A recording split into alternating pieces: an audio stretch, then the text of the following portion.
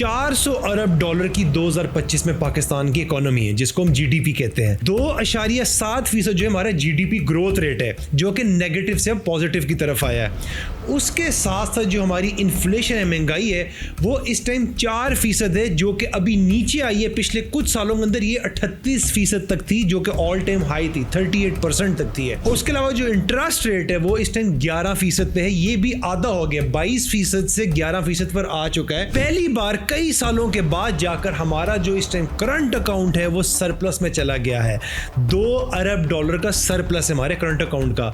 इसका मतलब क्या है कि हमारे जो बैलेंस ऑफ पेमेंट्स हैं या हमारा जो एक्सपोर्ट है वो हमारे इंपोर्ट से ज्यादा है, यानी कि हम ज्यादा कुछ एक्सपोर्ट कर रहे हैं बनस्बत के हम जो कुछ इंपोर्ट कर रहे हैं। सो कागज पर तो हमें ऐसा लग रहा है कि जैसे हमारी जो मईशत है, जो हमारी इकोनॉमी वो पॉजिटिव डायरेक्शन में जा रही है। और कई सालों के बाद, कई सालों की इकोनॉमिक एंग्जाइटी के बाद 2025 के अंदर जो भी नंबर्स हमें मिले हैं, ये एक पॉजिटिविटी दिखाते हैं और ये हमें ये दिखाते हैं कि there is more to come और हमें उम्मीद नहीं हारनी चाहिए। ये लेकिन खाली स्टैटिस्टिक्स और फिगर्स नहीं है, ये हार्ट बीट है हमारी इकोनॉमी की और ये हर चीज़ को डिटरमिन करती हैं, चाहे आपकी रोटी की कीमत हो या क्या आप और आपके बच्चे कल अच्छी जॉब लेंगे या नहीं लेंगे, ये हर चीज़ को रिफ्लेक्ट करती है, हर चीज़ को बताती है। इससे पहले कि हम ज़्यादा गहराई में जाएं, हमें सबसे पहले ये जानना है कि इकोनॉमी एक्चुअली होती क्या है। देखिए, इकोनॉमी आसान अल्फाज में आप समझें कि it is the combined bank account of your whole country, यानी कि आपके पूरे मुल्क की जो है एक बैंक अकाउंट है, उसको हम इकोनॉमी कह सकते हैं।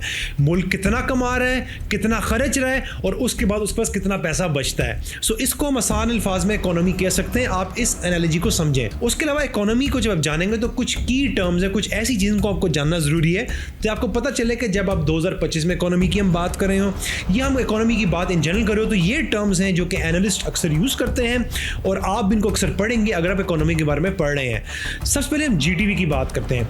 जीडीपी जो होता है इसको हम कहते हैं ग्रॉस डोमेस्टिक प्रोडक्ट। ये होता है कि आपके मुल्क के अंदर जो कुछ बना है, value of goods and services, एक साल के अंदर, उसको हम जीडीपी कहते हैं। उसके बाद जो दूसरी टर्म है इकोनॉमी में हम यूज करते हैं वो इन्फ्लेशन है, जिसको हम महंगाई कहते हैं। इन्फ्लेशन को आप इस तरह समझें कि आप जो ग्रोसरी करते हैं, आप जो बास्केट ऑफ गुड्स खरीदते हैं, वो क्या महंगे हो गए हैं या क्या वो सस्ते हो गए, क्या उनकी वही वैल्यू रही है। सो इसको हम कहते हैं इन्फ्लेशन मेजर करने का तरीका, या इन्फ्लेशन कि अगर वो महंगी होगी है तो इन्फ्लेशन हो चुकी है, महंगाई हो चुकी है। उसके बाद फिस्कल डेफिसिट की बात की जाती है। फिस्कल डेफिसिट होता है कि जब गवर्नमेंट के एक्सपेंसेस जो है वो उसकी इनकम से ज्यादा हो, यानी कि एक्सपेंसेस जो है वो आपकी आमदनी से बढ़ जाए, तो उसको हम फिस्कल डेफिसिट कहते हैं। और जब आपके खर्चे बढ़ जाएंगे, अखराजात बढ़ जाएंगे और इनकम कम होगी, तो फिर आपको कर्जे लेने पड़ेंगे, आपको बोरो करना पड़ेगा। सो जब आप एक बढ़ते हुए जीडीपी के बारे में बात सुने, इन्फ्लेशन के गिरने के बारे में बात सुने या डेफिसिट को श्रिंक होने के बारे में बात सुने, तो इससे ये साबित होता है, ये नजर आता है कि जो हमारे नेशनल हाउस होल्ड्स हैं वो अमीर हो रहे हैं और हमारे माहलात बेहतर हो रहे हैं। देखें, ये कुछ पॉजिटिव चीजें हैं और इस पॉजिटिव टर्न अराउंड के पीछे कुछ वजूहात हैं। जब इकोनॉमी का आप एनालिसिस करते हैं मैक्रो इकोनॉमिक लेवल के ऊपर, तो आपने देखना होता है कि कौन से ऐसे फैक्टर्स हैं, कौन से ऐसे मेन चीजें हैं जो कि इन चीजों को ट्रिगर करती हैं और जिसकी वजह से चीजें होती हैं। सबसे पहले जो हमारी इकोनॉमिक आउटलुक है 2025 में, इसमें जो सबसे की ड्राइवर है वो हमारा IMF का प्रोग्राम है। जो $7 बिलियन का IMF प्रोग्राम हमारा लास्ट ईयर रिन्यू हुआ था, जिसको IMF EFF कहता है, एक्सटेंडेड फंड फैसिलिटी कहता है, उसकी वजह से हमें $7 बिलियन के IMF ने कमिटमेंट की, हमें कुछ सालों के अंदर वो मिलेंगे। इससे क्या होता है कि इससे हमारे पास एक ब्रीदिंग स्पेस आती है, हमारा जो डेफिसिट है उसको हम पूरा कर सकते हैं। IMF प्रोग्राम के आने से खाली हमारे मुल्क में IMF पैसे नहीं देगा, बल्कि IMF के आने से बाकी डोनर्स जो हैं वो भी फिर इकट्ठे आ जाते हैं और फिर बाकी डोनर्स का कॉन्फिडेंस लेवल बढ़ता है। लेकिन इसके साथ हमने ये भी जानना है कि 2025 के अंदर इस प्रोग्राम के साथ IMF की कुछ शराइत और कंडीशंस भी हैं, जैसे कि आपने टैक्स रिफॉर्म्स लाने हैं, आपने बजट को डिसिप्लिन तरीके से खर्चना है, उसके अलावा आपने प्राइवेटाइजेशन करनी है स्टेट ओन्ड एंटरप्राइजेस की, SOEs की। सो ये कुछ शराइत इस प्रोग्राम के साथ आते हैं। दूसरा जो फैक्टर है जो इस पॉजिटिव चेंज की एक रीजन है वो है उड़ान पाकिस्तान। उड़ान पाकिस्तान का एक 5 ईयर प्लान है जिसके अंदर हम लोगों ने एक्सपोर्ट्स को डबल करना है, हमने क्लीन एनर्जी को बनाना है और हमने मॉडर्नाइज इंफ्रास्ट्रक्चर बनाना है। सो इस चीज़ के भी हमें जो है रिजल्ट्स नजर आना शुरू हो गए हैं। थर्ड जो मेन कंट्रीब्यूटिंग फैक्टर है वो है आपकी एनर्जी ट्रांसफॉर्मेशन, जो कि बहुत से लोग इग्नोर कर रहे हैं। एनर्जी ट्रांसफॉर्मेशन ने एक वाइटल रोल प्ले किया है, जो हमारे अपने फिगर्स आपको डिस्कस किए अभी, उनके रीच करने में इसका बहुत ही एक अहम किरदार सुधार है। देखिए सोलर जो है, इस टाइम सोलर एनर्जी की हम बात करें, इस टाइम 25% जो पाकिस्तान की इलेक्ट्रिसिटी है वो सोलर के थ्रू जनरेट की जा रही है। इससे क्या हुआ कि हमारे जो फ्यूल का इंपोर्ट है वो थोड़ा कम हो गया और जो पावर शॉर्टेजेस हैं वो हमारी और ज़्यादा कम हो गई हैं। सो सोलर ने एक बहुत ही की रोल प्ले किया है हमारी एनर्जी ट्रांसफॉर्मेशन के अंदर। अब हमारी करंट जो आउटलुक है इकोनॉमी की, उसकी कुछ स्ट्रेंथ्स और वीकनेसेस हैं। जब आपने बेसिक्स जान ली तब आपको स्ट्रेंथ्स और वीकनेस के बारे में मालूम होना चाहिए। देखिए हमारी जो सबसे पहली स्ट्रेंथ है वो ये कि जो इन्फ्लेशन है, महंगाई है, वो इस टाइम 4 ईयर लो है, यानी कि 4 साल में इस रिकॉर्ड नंबर है कि लो है। ये एक बहुत ही ह्यूज अचीवमेंट है और जो करंट गवर्नमेंट है उसकी नंबर 1 टॉकिंग पॉइंट है कि हमने महंगाई कम कर दी है। इसने क्या हुआ है कि इसने finally state bank of Pakistan को अलाउ किया कि वो इंटरेस्ट रेट्स को कट करें। इससे क्या होता है कि बिजनेस जो है वो चीपर मनी को उनको एक्सेस मिल जाता है और वो ईजिली बोरो कर सकते हैं और इससे थ्योरेटिकली होता है कि इकोनॉमी में ग्रोथ होती है। अब ये होता है, इसको हम कहते हैं ये स्टेट बैंक की एक्सपेंशनरी मॉनेटरी पॉलिसी है। एक्सपेंशनरी मॉनेटरी पॉलिसी का मतलब ये होता है कि कर्जा लेना सस्ता हो जाता है, पैसा बिकम्स चीपर, मनी जो है वो सस्ता हो जाता है। देखिए जब इंटरेस्ट रेट्स हाई थे, 22% पे थे पिछले साल, तो लोगों ने पैसा बैंक्स में डाल दिया था। उससे क्या होता है कि लोगों ने इंटरेस्ट रेट्स और प्रॉफिट्स के नाम पे उन्होंने मंथली पैसे लिए और बैंक से पैसे कमाए। अब क्या होता है कि जब इंटरेस्ट रेट्स गिर गए तो लोग मजबूर हैं कि वो पैसा बैंकों से और सेविंग से निकालें और इकोनॉमी में डालें। इससे इकोनॉमी की जो ग्रोथ है वो फ्यूल होती है और यही जो है करंट गवर्नमेंट चाहती है, क्योंकि महंगाई कम हो गई है। सो उन्होंने एक्सपेंशनरी मॉनेटरी पॉलिसी के तहत इंटरेस्ट रेट नीचे किए हैं और अब आप देख रहे हैं कि मार्केट में लोग पैसा फेंकना शुरू कर दिए हैं, बिजनेस नए एस्टैब्लिश होना शुरू हो गए हैं, लार्ज इंडस्ट्रीज जो है वो लोन्स ले रहे हैं, उनको अपने आप को एक्सपेंड कर रहे हैं वो। उसके अलावा SME स्मॉल मीडियम एंटरप्राइजेस जो कि इकोनॉमी की बैकबोन होते हैं, वो लोग भी अब काफ़ी ज़्यादा हरकत में आ गए और आपको जगह जगह नए कारोबार खुलते हुए नजर भी आ रहे हैं। So this is one of the reasons और मेन रीजन ये है कि एक्सपेंशनरी मॉनेटरी पॉलिसी जो गवर्नमेंट की है। एक और जो पॉजिटिव चीज़ है वो ये है कि हमारी रिकॉर्ड रेमिटेंसेस हुई हैं। 38 अरब डॉलर, 38 बिलियन डॉलर्स की रेमिटेंसेस पाकिस्तान के अंदर आई हैं, ओवरसीज पाकिस्तानियों ने पाकिस्तान में भेजे हैं। सो ये भी एक बहुत ह्यूज नंबर है और ये पॉजिटिविटी की तरफ जाता है कि मुल्क में आपके रेमिटेंसेस आ रहे हैं, डॉलर आ रहा है। फिर उसके बाद ये है कि मैंने आपको जैसे कि पहले बताया कि हमारी रिन्यूएबल एनर्जी की जो कैपेसिटी है वो बहुत ज़्यादा बढ़ती चली जा रही है और लोग जो आहिस्ता आहिस्ता रिन्यूएबल एनर्जी की तरफ आ रहे हैं, सोलर की तरफ आ रहे हैं, जिससे गवर्नमेंट की फ्यूल इंपोर्ट की जो कॉस्ट है वो कम होती जा रही है। उसके अलावा हमें 2025 में अपने को रेडी करना है, तो हमें कुछ वीक स्पॉट्स को भी देखना है। देखें ग्रोथ रेट जो है हमारा बहुत कम है, ठीक है हमने नेगेटिव से पॉजिटिव में वो आया है, लेकिन 2.7 का ग्रोथ रेट बहुत ज़्यादा कम है। हमें इस टाइम अच्छा ग्रोथ रेट अचीव करना है। देखें अगर ग्रोथ रेट हमारा कम होगा तो क्या होगा कि आपकी जॉब्स कम क्रिएट होंगी, इकोनॉमिक एक्टिविटी कम होगी, प्रोडक्शन कम होगी और पूरा ओवरऑल इकोनॉमी पे फर्क पड़ता है, स्लो होती है एक्टिविटीज। उसके बाद एक और चीज जो आपने जाननी वो ये है कि अनफॉर्चुनेटली सिर्फ 1.5 से 2 पाकिस्तानी जो है पूरी पॉपुलेशन के 25 करोड़ की, वो इस टाइम इनकम टैक्स दे रहे हैं। ये बहुत ही कम एक फिगर है। अब अगर टैक्स नहीं देंगे तो गवर्नमेंट रेवेन्यू कैसे जनरेट करेगा? अगर गवर्नमेंट रेवेन्यू जनरेट नहीं करेगा तो फिर वो टैक्स स्लैब्स बढ़ाएगा और फिर जो ऑलरेडी टैक्स दे रहे हैं उन पर ऑलरेडी ओवर बर्डनाइज होते हैं और ज्यादा बर्डन पे पड़ जाता है। फिर उसके बाद जो एग्रीकल्चर और हमारी मैन्युफैक्चरिंग है वो अभी भी कमजोर है, जिनमें बहुत पोटेंशियल है, उनको और ज्यादा एक्सपेंड करना चाहिए। अभी जैसे कि आपको पहले बताया कि एक्सपेंशनरी मॉनेटरी पॉलिसी के तहत शायद इन चीजों को ज्यादा बूस्ट मिले। अनफॉर्चुनेटली IMF का जब भी हम लोन लें, कोई भी लोन लेते हैं, हमारा जो आधा बजट है या आधे से ज़्यादा वो डेट रीपेमेंट्स में चला जाता है। हमने जो ऑलरेडी कर्जे लिए उनको रीपे करने में हमारा जो अगला लोन होता है वो उसमें आधा निकल जाता है। सो ये भी एक बड़ा अनफॉर्चुनेट सिनेरियो है। और मैंने आपको जैसे कि पहले बताया कि IMF जब कर्जा देता है उसका काफ़ी स्ट्रिक्ट कंडीशंस आती हैं। उन्होंने गवर्नमेंट ने कहा कि टैक्स रेट्स बढ़ा दें, अपनी स्पेंडिंग कम कर दें, एनर्जी की प्राइसेस बढ़ा दें और हमारी जो डेली कमोडिटीज़ हैं वो भी एक्सपेंसिव हो जाती हैं। और इसके असरात हमने देखे हैं कि पहले भी कितनी महंगाई होती है और अब जाके थोड़ी बहुत महंगाई कम हो रही है।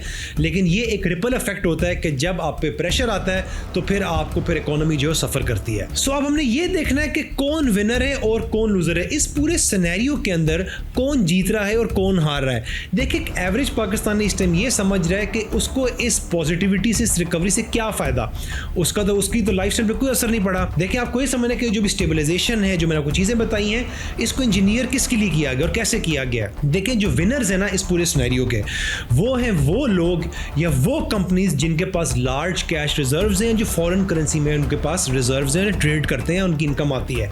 जैसे कि लार्ज एक्सपोर्टर्स हैं, लार्ज इंडस्ट्रीज हैं आपकी। एक स्टेबल रुपी का मतलब है कि जो लार्ज एक्सपोर्टर्स हैं उनको फायदा होगा, उनको पता होगा मैं कितना प्रॉफिट कमा सकता हूँ अगर मैंने कोई चीज़ यूरोप बेचनी है, अमेरिका बेचनी है, कहीं भी बेचनी है। लोअर इंटरेस्ट रेट का मतलब ये कि वो ज़्यादा लोन लेकर अपनी फैक्ट्रीज बढ़ा सकते हैं, अपनी इंडस्ट्री को एक्सपैंड कर सकते हैं, और उनके लिए स्टेबिलिटी जो है दैट इज प्रॉफिटेबिलिटी। दूसरी जानिब government itself is a winner. देखिए IMF की डील को होल्ड अप करना, रिन्यू करना इटसेल्फ एक अचीवमेंट है कि जो शो करता है गवर्नमेंट के अंदर मैनेजमेंट स्किल्स हैं, और इंटरनेशनल क्रेडिटर्स जो हैं उनका भी कॉन्फिडेंस बहाल हो गया है। जैसे मैंने आपको पहले ही बताया कि जो भी इंटरनेशनल और भी ऑर्गेनाइजेशन जो हमें लोन देती हैं उनका भी कॉन्फिडेंस बढ़ जाता है, और जिनसे ऑलरेडी हमने लोन लिया है, जिनको हमने रीपे करना है वापस, उनका भी कॉन्फिडेंस लेवल हाई होता है कि अब जो मुल्क हमें लोन वापस दे सकते हैं, they can repay back our debt. उसके अलावा जो विनर हैं वो हमारे ऑब्वियसली फ्रीलांसर्स हैं, और फॉरेन करेंसी डॉलर्स में जो लोग कमाते हैं, जो लोग जॉब्स करते हैं, जो लोग यहाँ बैठ कर डॉलर कमा रहे हैं, बाहर की करेंसी कमा रहे हैं, वो भी ऑब्वियसली विनर्स हैं इस पूरी पॉलिसी के। लेकिन इस सब चीजों के ऑपोजिट बरक्स हमारे पास लूजर्स की लिस्ट जो बहुत लंबी है। देखिए लूजर्स कौन है? आम पाकिस्तानी अवामी लोग जो हम सब हैं। देखिए सैलरीड क्लास या मिडिल क्लास बंदा है, अगर उसकी इंक्रीमेंट होती है 10% साल में जॉब की सैलरी की, लेकिन वो मीनिंगलेस है क्योंकि उसके साथ उसका रेंट बढ़ रहा है, उसकी महंगाई बढ़ी है, फ्यूल की कॉस्ट बढ़ी है,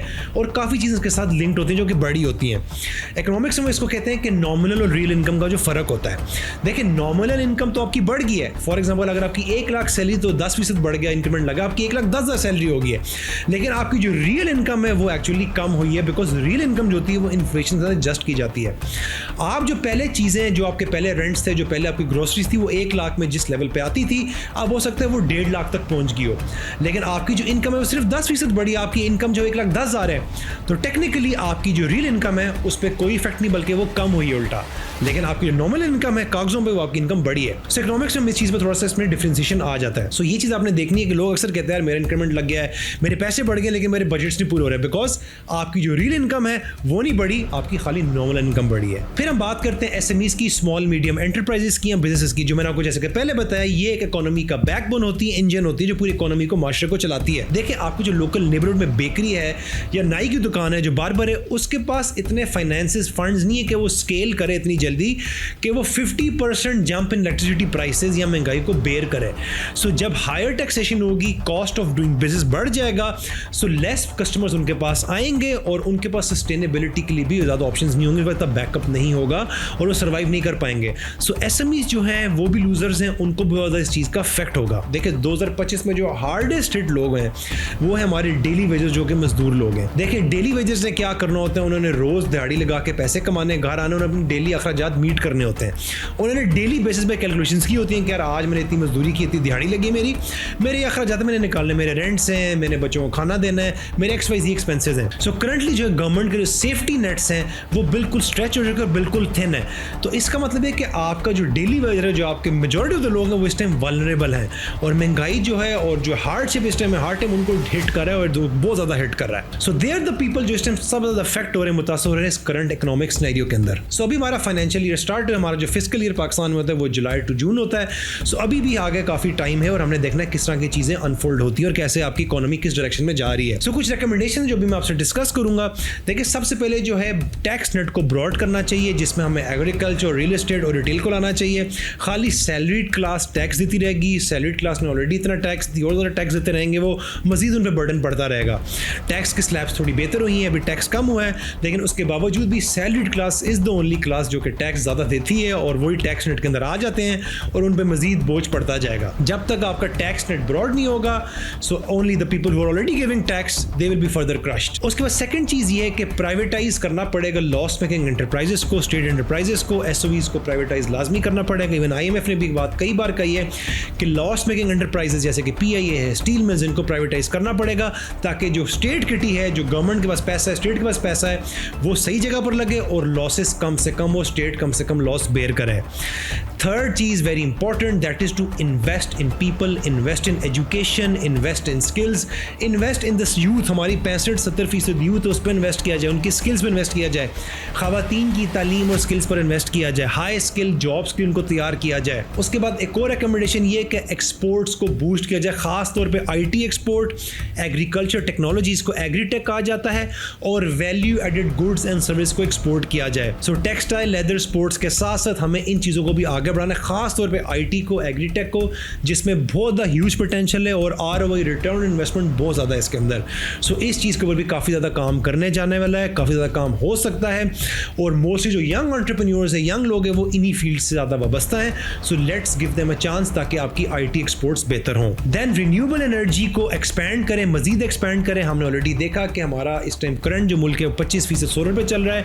रिन्यूएबल एनर्जी को और ज़्यादा बढ़ाएं ताकि फ्यूल इंपोर्ट की कॉस्ट कम हो और उसके साथ ये कि फिर बिजली लोकल जब हमारी अच्छी बन जाएगी तो हमारी बिजली भी फ्यूचर में सस्ती हो सकती है। सो इससे क्या होगा, बिल्स भी कम आएंगे, इंपोर्ट बिल भी कम हो जाएगा और हमारा जो एनवायरनमेंट है सस्टेनेबल हो जाएगा और प्रोटेक्ट हो जाएगा। सो ये थी पाकिस्तान की इकोनॉमी का आउटलुक 2025 का और कुछ रिकमेंडेशंस कि हमारी इकोनॉमी कैसे बेहतर हो सकती है।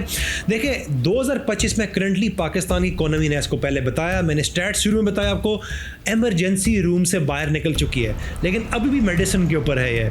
सो रिकवरी जो है वो है, रियल है, लेकिन फ्रेजाइल है। अभी सही तरह से हमने फुल रिकवर नहीं किया, अभी पाँव पे हम सही तरह से खड़े नहीं हुए। आज जो हम चॉइसेस बनाएंगे, the decisions that we make today, ये बताएंगे क्या हम प्रोस्पेरिटी की तरफ जाएंगे या नहीं जाएंगे, या हम खुदा ना खास्ता वापस क्राइसिस की तरफ तो नहीं चले जाएंगे। देखिए नंबर जो इस टाइम है वो स्टेबल है, लेकिन हमारी अभी भी बुनियाद है, फाउंडेशन है, वो इस टाइम वीक है। क्या आप इसको वाकई एक इकोनॉमिक रिकवरी कह सकते हैं जब majority of the people are left behind? देखिए इकोनॉमी जो है वो हर किसी का एक मौजू है, ये हम सबको अफेक्ट करते हैं। हम डेली इसकी बात करते हैं, हम ड्राइंग रूम पॉलिटिक्स में इसकी बात करते हैं, हम डेली जॉब पर इसकी बात करते हैं, वर्क में, बिजनेस में इसकी बात करते हैं। It affects everyone, every individual, every Pakistani. हर किसी की एक गहरी नजर होती है इकोनॉमी के ऊपर, इकोनॉमिक अफेयर्स के ऊपर। सो आप मुझे कमेंट्स में जरूर बताइएगा कि क्या 2025 में हमारी जो इकोनॉमी है वो किस डायरेक्शन में जा रही है और क्या मेजर्स गवर्नमेंट को लेने चाहिए फर्दर हम जैसे लोगों को सहूलत देने के लिए और रिलीफ देने के लिए।